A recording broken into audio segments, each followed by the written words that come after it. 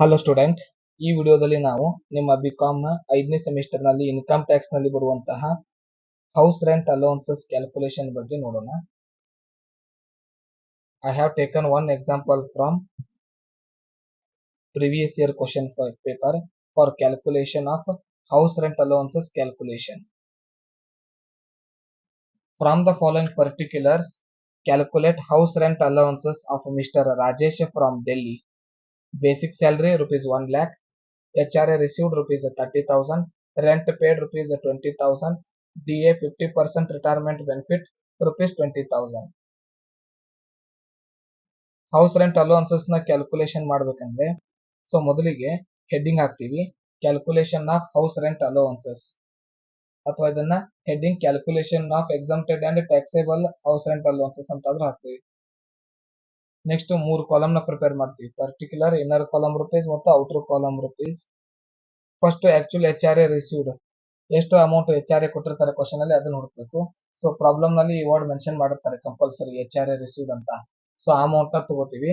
ಒಂದ್ ವೇಳೆ ಇದೇನಾದ್ರೂ per month ನಲ್ಲಿ ಇದ್ರೆ ಇದನ್ನ 12 ಮಂತ್ಸ್ ನ ಮಲ್ಟಿಪ್ಲಿಕೇಶನ್ ಮಾಡಿ ಆನ್ಯುವಲ್ ಅಮೌಂಟ್ ನ ನಾವು ಕ್ಯಾಲ್ಕುಲೇಟ್ ಮಾಡಬೇಕು. ಸೊ ಆಕ್ಚುಲ್ ಹೌಸ್ ರೆಂಟ್ ಅಲೋನ್ಸಸ್, ಈ ಪ್ರಾಬ್ಲಮ್ ಇರುವಂತಹ ಆಕ್ಚುಲ್ ಹೌಸ್ ರೆಂಟ್ ಅಲೋನ್ಸಸ್ ಎಷ್ಟಿದೆ? 30,000 ಇದೆ.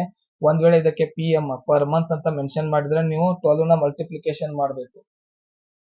ಇನ್ನು ನೆಕ್ಸ್ಟ್ ಎರಡನೇದು ಡಿಡಕ್ಷನ್. ಸೊ ಡಿಡಕ್ಷನ್ ಗೆ ಇದರ ಹೆಡ್ಡಿಂಗ್ ಸೆಕ್ಷನ್ ಹೆಸರು 10 ಆಫ್ 13A, ಸೆಕ್ಷನ್ ಹೆಸರು 10 ಆಫ್ 13A ಅಂತ ಡಿಡಕ್ಷನ್ ಅಲ್ಲಿ ಮೆನ್ಷನ್ ಮಾಡಬೇಕು. ಇನ್ನು ನೆಕ್ಸ್ಟ್ ಇದ್ರದ ಮುಂದಿನ ಸ್ಟೆಪ್ ಅಂದ್ರೆ ಡಿಡಕ್ಷನ್ ಅಲ್ಲಿ ಬರುವಂತ ಟ್ರಾನ್ಸಾಕ್ಷನ್ಸ್ ಯಾವ್ಯಾವನ್ನ ತಗೋತೀವಿ. 3 ಟ್ರಾನ್ಸಾಕ್ಷನ್ ಬರುತ್ತೆ. ರಿಪೀಟ್ HRA ರಿಸೀವ್ಡ್ ಅಮೌಂಟ್ ನ ಮೆನ್ಷನ್ ಮಾಡ್ತೀವಿ ಮತ್ತೊಮ್ಮೆ. ನೆಕ್ಸ್ಟ್ ಎಕ್ಸೆಸ್ ರೆಂಟ್ ನ ಕಂಡುಹಿಡಿತೀವಿ. ಸೊ ಎಕ್ಸೆಸ್ ರೆಂಟ್ ನ ಹೆಂಗ್ ಕಂಡುಹಿಡಿತೀವಿ ಅಂದ್ರೆ ಕ್ವಶನ್ ಅಲ್ಲಿ ಇರುವಂತ ರೆಂಟ್ ಪೇಡ್ ಅಮೌಂಟ್ ಹುಡುಕ್ತೀವಿ, 20,000 ಇದೆ. ಸ್ಯಾಲರಿ ಮೇಲೆ 10% ಮೈನಸ್ ಮಾಡ್ತೀವಿ. ಸೊ ಫಾರ್ಮುಲಾ ಏನಂದ್ರೆ rent paid minus 10% of salary. So ಈ ಫಾರ್ಮುಲಾ ನೆನಪಿಟ್ಕೋಬೇಕು, rent paid minus 10% of salary. So question ಅಲ್ಲಿರುವಂತ ರೆಂಟ್ ಪೇಡ್ ಅಮೌಂಟ್ ಏನಿದೆ 20,000 ಇದೆ.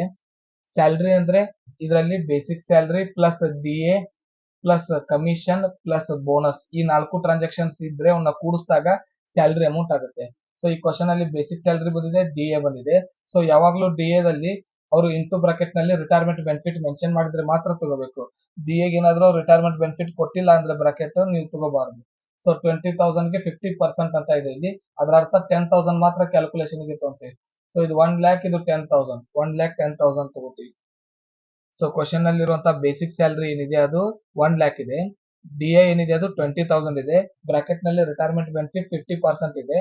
So on 20,000 50% means it is 10,000. Basic salary, actual basic salary is 1 lakh plus 10,000. So 1,10,000 into 10% 11,000.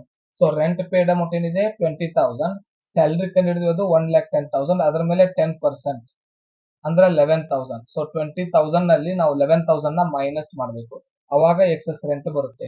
So excess rent ಅಂದ್ರೆ question ನಲ್ಲಿ ಇರುವಂತಹ rent paid ಮತ್ತೆ salary ಕಂಡುಹಿಡಿದು ಅದ್ರ ಮೇಲೆ 10% ಮಾಡಿ ಮೈನಸ್ ಮಾಡ್ಕೋಬೇಕು, 9,000 ಬರುತ್ತೆ. ಇನ್ನು ಸ್ಯಾಲರಿ ಮೂರನೇ ಡಿಡಕ್ಷನ್ ನೋಡ್ಬೇಕಂದ್ರೆ ಸಿಟಿ ಹೆಸರು ನೋಡ್ಬೇಕು.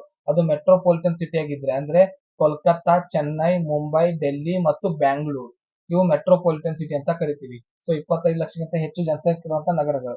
ಸೊ ಅಂತ ನಗರಗಳ ಹೆಸರು ಕೊಟ್ಟರೆ ಮಾತ್ರ 50% ಮಾಡಬೇಕು.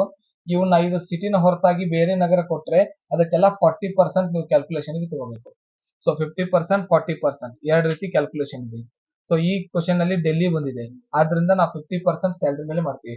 ಸ್ಯಾಲರಿ ಅಂದ್ರೆ ಆಲ್ರೆಡಿ ಕಂಡುಹಿಡಿದಿದ್ವಿ, basic plus DA plus commission plus bonus ಅಂತ. ಸೊ ಇದರಲ್ಲಿ ಬೇಸಿಕ್ ಮತ್ತು DA ಕೂಡಿಸಿದಾಗ 1,10,000 ಬಂದಿತ್ತು, ಅದ್ರ ಮೇಲೆ 50% ಮಾಡಿದಾಗ 55,000 ಬಂತು. ಸೊ ಮೂರಲ್ಲಿ ಲೀಸ್ಟ್ ಅಮೌಂಟ್, ಸಣ್ಣ ಅಮೌಂಟ್ ಏನಿದೆ ಅದನ್ನ ಎಕ್ಸಾಂಪ್ ಅಂತ ಹೊರಗಡೆ ಬರುತ್ತೀವಿ.